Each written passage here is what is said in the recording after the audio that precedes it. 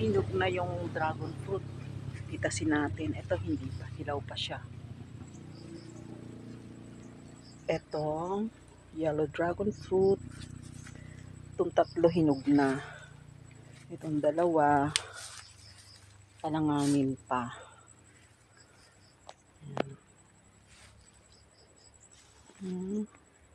Ito naman nahuli.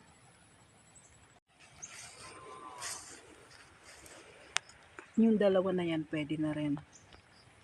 Natumba siya. Oh. Nung hindi pa ito natumba, itong maraming bunga noon eh. Kaya natumba yung puno, pero nagbunga pa rin siya. Ayun, yun pa yung isa oh. Pwede na rin pitasin.